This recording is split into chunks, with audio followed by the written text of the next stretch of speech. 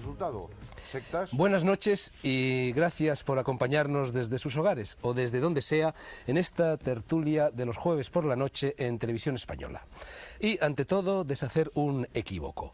Algunos periódicos, entre ellos El País y el diario 16, han publicado y destacado la noticia de que esta noche dedicaríamos nuestro programa por segunda vez al tema del quinto centenario, con el título El beso de Judas. Pues bien, no hay tal. Ignoramos de dónde procede ese rumor y agradecemos la atención que nos han dedicado nuestros colegas de la prensa, pero aunque ese debate, el del quinto centenario, está efectivamente previsto, no se emitirá, Dios mediante, hasta la noche del jueves 19 de octubre. Hoy vamos a hablar de un asunto muy diferente, las drogas alucinógenas o psicodélicas, entre otros nombres.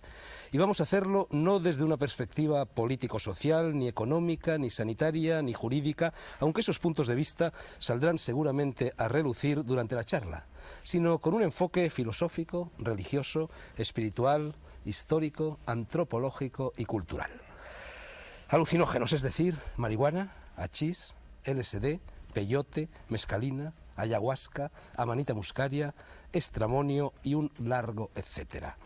No vamos a hablar, por lo tanto, y en principio, de las drogas bien llamadas duras, por no decir asesinas, como lo son, a mi juicio, todas las derivadas del opio, la cocaína, las anfetaminas, los barbitúricos y otro largo etcétera. Que nadie confunda, porque sería confusión grave, los alucinógenos de los cultos chamánicos y de determinadas religiones mistéricas con las sustancias que solo sirven para buscar la evasión o el aturdimiento o el sexo o la depravación o la risa floja o la felicidad por el camino más corto. Los alucinógenos, por el contrario, son drogas, sustancias históricamente ligadas a un impulso de espiritualidad, de afán de sabiduría, de búsqueda de lo desconocido y de anhelo de perfección. Y en líneas generales, y salvo opinión contraria, quizá las haya, solo resultan nocivos o peligrosos cuando se sacan de su contexto metafísico, religioso o litúrgico y se distribuyen a troche y moche entre personas que ni saben por qué los toman ni están cultural y espiritualmente preparados para tomarlos. Pronto sabremos si mis invitados están o no de acuerdo con este planteamiento. Vaya por delante que yo estoy a favor del libre albedrío, en contra del paternalismo y en contra de casi todas las drogas, sin excluir el tabaco, el café y el alcohol. Pero mentiría por omisión si no dijera que respeto profundamente a todos los hombres, filósofos, científicos, sacerdotes, artistas, investigadores y guerreros, entendidos como héroes, que se han jugado la cordura y el buen nombre a lo largo de la historia, animados por el deseo de saltar las bardas de este corral, la realidad inmediata, y de ingerir lo que en muchas culturas se llama la carne de los dioses, título de la tertulia de esta noche, para caer en la divina ebriedad del trance místico. Y ahora, después de este preámbulo, como escribió Antonio Machado, vamos a bajar a los infiernos como el Dante, llevar por compañero a un poeta con nombre de Lucero y este fulgor violeta en el diamante, lasciate ogni speranza, usted primero, o nunca, nunca, nunca, usted delante. Y por delante va efectivamente nuestro primer contertulio de hoy, es Antonio Escotado, madrileño, escritor, profesor o ex profesor de Derecho, de Filosofía y de Sociología, filósofo, ante todo y sobre todo por lo que hoy nos interesa, autor de esta importantísima historia de las drogas, en 3 volúmenes que acaba de publicar en su colección de bolsillo Alianza Editorial. Antonio, buenas noches y, si me permites, un gesto de cortesía y de amistad. Te recuerdo, y tú también lo recuerdas en tu libro, lo que fue en inglés la consigna lanzada por Timothy Leary y el movimiento psicodélico norteamericano en los años 60. Turn on, tune in, drop out. Y te invito, traduciéndolo abuela micrófono y abuela pantalla, a enchufarte, a sintonizarte, a dejarte ir y a ponerte un poco el mundo por montera con nosotros. Antonio, ante todo, y a modo de paréntesis curioso, ¿cómo está Hoffman? Hoffman, seguramente las personas que nos están escuchando no lo saben, fue el hombre, el científico, el humanista que, trabajando para los laboratorios Sandoz en Basilea, en Suiza, allá por el año 38 o 40, sintetizó por primera vez la diatelamida del ácido lisérgico. Yo recuerdo que hace unos meses, cuando debatimos en esta tertulia la cuestión de si deben o no deben deben de legalizarse las drogas, yo te llamé para que vinieras y me dijeron, no está en España, está con Hoffmann en Suiza, y yo me quedé impresionado. ¿Cuántos años tiene Hoffmann? Hoffmann tiene ahora 84 años. Tiene una casa en lo alto de un monte, convenientemente tapada por otros montes de las grandes chimeneas de Basilea, las de Ciba-Geigy, las de Roche, las de Sandoz. Vive tranquilo, se recorre a aquellas alturas como una cabra montesa. En realidad es difícil seguirle sin perder el resuello. Se ve mucho con Junger, que es su amigo íntimo. Hace poco estaba en una reunión, en la reunión anual de plantas medicinales, y lo último que yo sé de él es una carta que me manda desde el rancho Ololiuqui, en las laderas de Jalapa, de unos montes de Jalapa. Está muy bien de salud. Pero no solo Hoffmann descubrió la LSD, Hoffmann descubrió el camino químico de síntesis de la mescalina, Hoffmann descubrió la psilocibina, es decir, la medicina moksha o el principio del Teonanácatl, la carne de los dioses. Y Hoffmann es el origen de las investigaciones que sintetizaron la molécula metanfetamínica con la molécula mescalínica en estos alucinógenos que ahora se llaman éxtasis, clímax, etcétera, etcétera. Antonio, vamos a meternos en harinas. Mircea Eliade, el celebérrimo historiador de las religiones rumano, decía que distinguía dos momentos, que en realidad son tres, en el trance chamánico: el momento del vuelo mágico y el de la muerte y posterior resurrección. Tú, en la página 54 del primer volumen de tu libro, dices: lo propiamente esencial de su efecto, del efecto del alucinógeno, donde coincide sorprendentemente con el viaje místico sin inducción química, es una excursión psíquica caracterizada por dos momentos sucesivos. El primero es el vuelo mágico, en términos secularizados se llamaría la subida, donde el sujeto pasa revista a horizontes desconocidos o apenas sospechados, salvando grandes distancias hasta verse desde fuera como otro objeto del mundo. Y el segundo es el viaje propiamente dicho, que en esquema implica empezar temiendo enloquecer para acabar muriendo en vida y renaciendo purificado del temor a la vida y a la muerte. Si bien el éxtasis puede considerarse centrado en la fase del renacimiento, la secuencia extática comprende el conjunto y, cuando el caso es favorable, se resuelve en alguna forma de serenidad beatífica. Me gustaría que te explayaras un poco sobre esta descripción del vuelo mágico. Claro, primero, digamos, se rompe el corsé de la rutina psíquica, y entonces aquello casi tiene un carácter musical, de alguna forma. Cuando se entra en la experiencia propiamente dicha, se penetra en esa dimensión que quizás es la que explica todo el temor hacia las drogas, que es que, a mi juicio, buena parte de los seres humanos creen que es conveniente tener cerrada una parte de sí mismos, o si no, si eso se abre, saldrá, como en los discos de Pink Floyd, un individuo dando un alarido espantoso, porque en el fondo el temor a volvernos locos puede tener bastante relación con lo que se llama demencia. Cuando se hace frente a ese temor a la demencia, uno puede descubrir que la cordura no es exactamente pasarse la vida teniendo miedo a la demencia. Otros a lo mejor enloquecen, quizás los que no están preparados. El mundo de lo que has llamado alucinógenos, que a mí me gustaría llamar fármacos visionarios, tienen muchísima relación con este viaje, con el viaje estático. El viaje estático no tiene nada que ver con un viaje, digamos, orgásmico. Es un viaje de hacer frente al miedo a la demencia y, detrás de ello, el miedo a la muerte, que es el miedo a la vida. Porque darse cuenta de que la vida no es nada distinta de la muerte es quizá el misterio fundamental, es quizás lo que se oficiaba en Eleusis. Segundo contertulio, Antonio López Zanón, psiquiatra y jefe de psiquiatría del Hospital Provincial de Madrid. Madrileño también, madrileño del 27, lleva 30 años trabajando con pacientes toxicómanos y ha dirigido muchas tesis doctorales sobre drogas. Va a participar dentro de poco tiempo en Grecia en un congreso sobre psiquiatría social con una ponencia sobre la familia del drogadicto en la que presentarás 100 casos de toxicomanía. Antonio, hay aquí en el currículum que me ha preparado el equipo de coordinación una frase puesta en tu boca que dice: los alucinógenos interfieren con los neurotransmisores produciendo lesiones cerebrales, sobre todo el LSD, y entre paréntesis, la más destructiva de todas.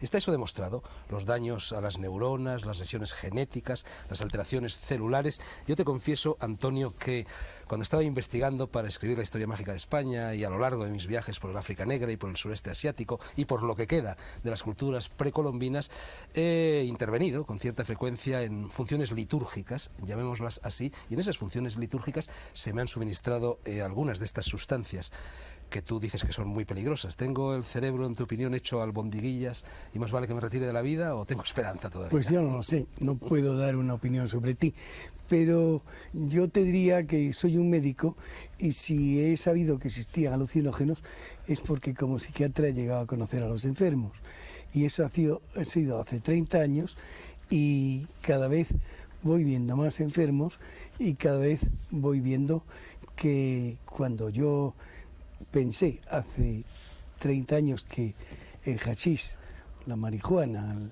la maría, como la hierba, como se quiera llamar, era algo muy perjudicial, algo que podía producir síndrome de abstinencia, a pesar de que se dice que no, pues yo he visto que en realidad hay trastornos muy importantes de personalidad. Es que hay que fijarse que hay, digamos, una fase en la cual, aunque el individuo sea psicótico, todavía no tiene lesiones, pero hay otra en que tiene unas lesiones muy importantes, afectando sobre todo las áreas hipotalámicas y núcleo amigdalino, las áreas que se refieren a todo el sistema límbico, y ahí se hace el síndrome de Kluver-Bucy, y ahí realmente hay trastornos que son irreversibles. Pero lo más importante de todo es el síndrome motivacional, es decir, esa pérdida de todos los intereses por aquello que no se refiere a la droga, y esa pérdida de horizontes y pérdida de un futuro.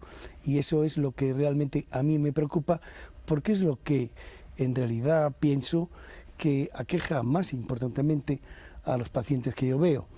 Y es, yo diría, descorazonador. Si no fuera porque me gusta mi oficio y sigo en él, a pesar del tiempo, el intentar sacar adelante estos enfermos y no poder hacerlo. Curiosamente, en los últimos tiempos, los americanos, que son muy prácticos, han intentado hacer un tratamiento específico dando precursores de neurotransmisores y han obtenido resultados. Sobre todo, naturalmente esto va orientado económicamente hacia los deportistas que habían perdido sus capacidades de actuar debido al uso de drogas. Y en este sentido estoy yo trabajando con unos colaboradores míos, con Almoguera, con Suárez Gisbert y con Barrera, sobre este asunto, y creo que realmente es un futuro. Y es un futuro porque lo malo no es que algunas personas tomen alucinógenos y puedan contarlo y hasta escribir libros muy científicos, aunque el señor Liri no terminó tan bien, según parece. Pero lo malo es, lo peor diría, lo verdaderamente desgraciado, es que algunas personas se inhiban de su desarrollo futuro en una edad muy precoz, empiecen a los 14 años o antes a tomar estas sustancias, y sobre todo me refiero al caso de los que toman pegamento, que no sé cómo llamarle aquí, los que toman disolventes industriales. Doctor Zanón, aquí estamos hablando de alucinógenos, no de pegamento. Pero bien, ya lo sé que no, pero la verdad es que hoy día no tenemos gente que tome una sola sustancia.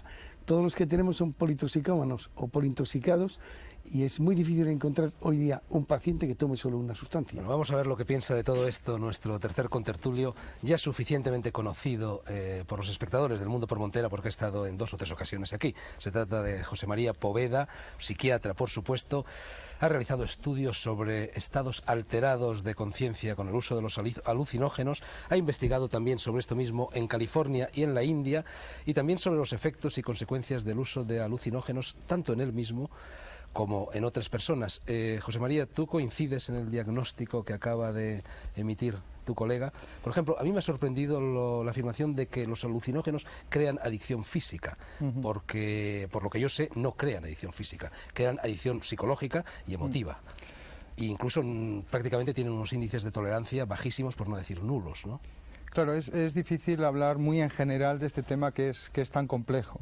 Hay evidentemente partes de la experiencia que probablemente es común y que ambos podemos tener, pero yo creo que se ha dejado mucho sin hablar, lo cual por otra parte pues es lógico, ¿no?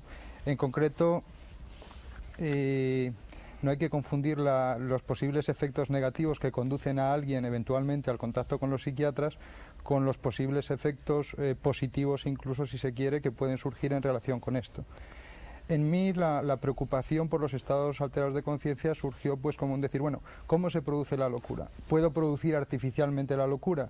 ¿En qué consiste entonces la locura artificial? Bueno, ¿se puede ver desde fuera? Claro, vista desde fuera es una cosa, vista desde dentro hay experiencias que viéndolas dentro se pueden explicar, pero incluso vista desde dentro hay experiencias que resulta muy difícil de explicar, ¿no? Entonces, el verla desde fuera para mí pues tenía, en mi momento, pues tenía un efecto restrictivo, y el verla desde dentro pues a mí me condujo primero a ser muy respetuoso con las personas que pasan trances difíciles, por sustancias o por no sustancias, y en ese sentido muy bien, pero sobre todo para algo mucho más importante que hay detrás de todo esto. Cuando se toman estas sustancias, estamos hablando de alucinógenos, no estamos hablando de sustancias que acaban con la vida de uno o que le atontan, estamos hablando de alucinógenos.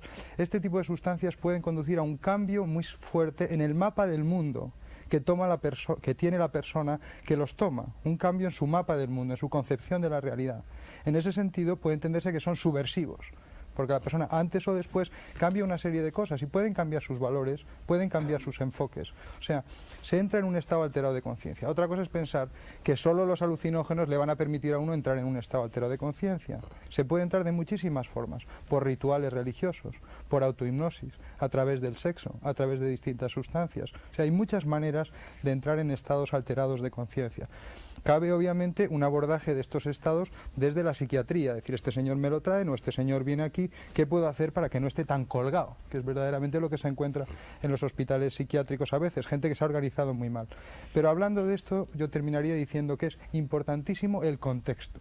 O sea, alucinar no es bueno ni malo, depende del contexto. Y hay personas para quien alucinar es penosísimo y personas para quien alucinar pues es una nueva manera de captar lo que realmente hay ahí. Esto me parece importante. Nos vamos del terreno de la psiquiatría al de la psicología y nos vamos con otra persona también conocida por los espectadores del mundo por Montera, una de las psicólogas más guapas de este país que está lleno de psicólogas guapas. Elena Ochoa, doctora en psicología, profesora titular de psicopatología de la Universidad Complutense y titular de un currículum interminable que no voy a citar aquí. Elena, tengo aquí delante un informe elaborado por ti sobre un estudio epidemiológico sobre síntomas depresivos, síntomas de ansiedad y sobre consumo de cannabis en un sector de la población universitaria de la Universidad Complutense. Me apresuro a señalar que la cannabis, cannabis índica, cannabis sativa, son los nombres científicos de lo que vulgarmente se conoce por hachís, marihuana, maría, hierba, gras, ganja, etcétera. En ese estudio, Elena, y parece ser que ese estudio que es del 81 lo has aggiornato últimamente en el 88 y siguen coincidiendo los resultados. En ese estudio llegas a la conclusión de que el uso prolongado de hachís o de marihuana genera depresión y ansiedad.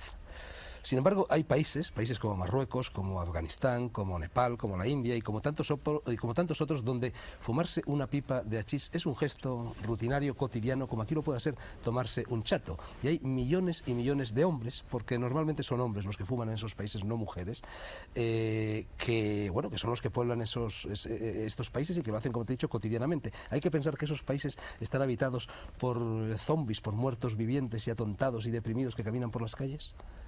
Antes de nada, creo que es muy importante considerar que al analizar no solamente los efectos psicopatológicos que puede tener el consumo, no solamente drogas visionarias, como antes comentaba Escotado, o drogas psicodélicas o sagradas, mayores, como puede ser el LSD, la mescalina o peyote o otro tipo de hongos, sintetizados o no, y las drogas psicodélicas o visionarias, entre comillas, menores, como es el cáñamo y sus derivados. Pero tu estudio se refiere precisamente sí, al pero cáñamo luego te contesto exactamente a eso porque me gustaría considerar que es tremendamente importante el no adoptar una visión etnológica a la hora de estudiar el problema y separar el problema en sí mismo del contexto donde se produce. Estoy muy de acuerdo con el doctor Poveda con José María en que no se puede analizar, ni ver, ni considerar, ni distinguir entre lo que es normal o anormal, o los efectos psicopatológicos que pueda tener el consumo de estas drogas si no se tiene en cuenta el contexto, la cultura, el marco social del consumo de tal droga. Lo que sí es verdad es que a la hora de estudiar y de considerar ese estudio hay que tener en cuenta que los efectos del cáñamo y sus derivados, que son las drogas que hemos analizado en esa población, hemos tenido en cuenta, en un primer lugar, el estado del organismo del sujeto, no solamente el estado del organismo, sino también la personalidad previa. Por otro lado, la dosis, la concentración y la vía que tiene ese sujeto para percibir o para consumir esa droga. En tercer lugar, la motivación que le lleva al consumo de esa droga, y en un tercer lugar, el contexto donde se está dando. Pasando a los resultados que tenemos hasta el momento, lo que sí hemos visto es una correlación positiva entre niveles de depresión, altos niveles de depresión, ansiedad y consumo de cannabis. Pero no se sabe si es antes el huevo o la gallina. ¿Son reversibles esos efectos o no? En todos los datos que tenemos hasta el momento, que yo conozco por otros estudios, no son reversibles, pero tenemos que tener en cuenta, como hablábamos antes, el estado previo, la personalidad previa y el organismo de esos sujetos, para que tengan o no ese tipo de reacción depresiva, ansiosa, o en algún momento una recaída psicótica, porque lo que sí es verdad es que en determinados sujetos que se han quedado enganchados o no en psicosis tóxicas y ha habido una remisión posterior de ese cuadro psicopatológico o psicótico, cuando han vuelto a consumir cualquier tipo de derivado de cáñamo, han vuelto otra vez a recaer. Perdona, yo estoy Yo recaer con cualquier otra cosa. Yo estoy viendo, oye, perdona, Elena, yo estoy viendo miles de personas, vamos, miles de pacientes en concreto, entre los cuales ninguno ha venido a consultar por depresión consecutiva al consumo de cannabis. Quiero decir que habrá que matizar un poco. No, depresión, vamos a ver, depresión, hablamos de depresión de una forma global. Luego, si quieres, pasamos a analizar las conductas concretas que definen ese cuadro que denominamos depresión. Porque hablas de población estudiantil. Sí, población estudiantil. Es que tenemos en cuenta, con los datos, por ejemplo, que ofrece el Ministerio de Trabajo y de Sanidad y Consumo, que los consumidores habituales, la incidencia mayor se da en una población entre 18 y 20 años. Varones también, por cierto. Varones, no mujeres. Bueno, vamos a seguir, si os parece, con el turno de presentaciones y ya luego nos metemos en Honduras.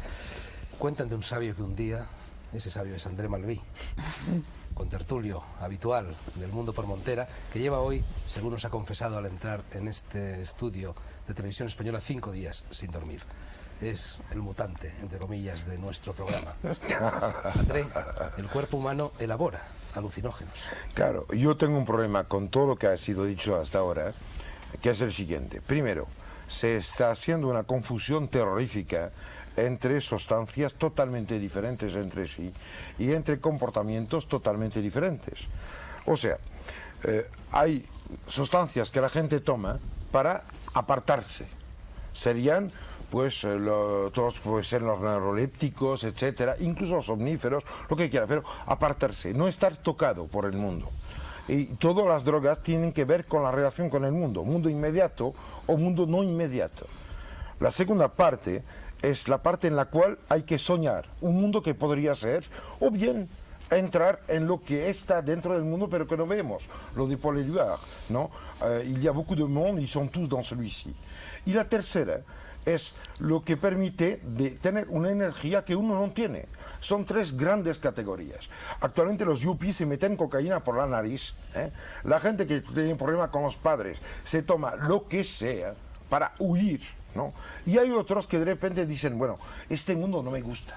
Yo no me llego a aguantar las historias de los políticos, los periódicos, la gente, los atentados, que no puedo ganar dinero, que no tengo trabajo, etcétera. Nada tiene sentido, con lo cual quiero soñar. Pero la pregunta que tengo que hacer es la siguiente. ¿Es capaz un ser humano de soñar sin tener puntos de referencia? Podría ser de que cualquier persona que sueñe sobre lo que hay alrededor, sea mejor o más conforme a sí misma. Este es el primer punto. Segundo punto. yo quiero apartar las diferentes cosas que han sido dichas para hacer categorías concretas. O sea, cuando me hablas de cannabis, o sea, tetrahidrocannabinol, ácido cannabínico, etcétera, estamos hablando de inhibidores. Muy concretos. Por eso distingo al principio, claro, entre los dos tipos de drogas visionarias. De las drogas, porque José María ha apartado el cannabis en su respuesta. Habla mucho más de drogas que inducen a estados, no me gusta la palabra alterado, estados diferentes de conciencia. Modifica la Sí. percepción del mundo. El problema es el siguiente, es que un cuerpo humano, o sea, el metabolismo humano, ¿qué pasa? Pasa que tenemos todos una secreción que hemos heredado de antiguos abuelos que fueron incluso lagartijas y dinosaurios, ¿no? El doctor Barrasana hizo una tesis doctoral preciosa sobre la glándula pineal. Y en este sector concreto se estudia la serotonina. La serotonina es una sustancia muy extraña porque es un nucleoindol con dos salidas. Lo extraño es que todas las sustancias alucinógenas de uso tradicional en culturas concretas son directamente conectadas estructuralmente al nivel de moléculas con este nucleoindol y con la serotonina. Extrañamente, nuestra sociedad ha llamado la serotonina la hormona del estrés, de la angustia.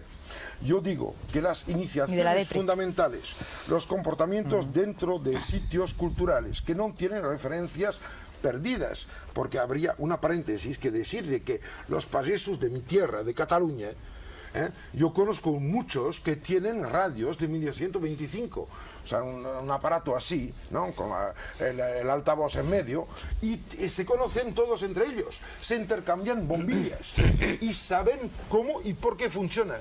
Sin embargo, los hijos y los nietos han comprado televisores y transistores y cuando le preguntan cómo funciona, te dicen hay que empujar sobre este botón.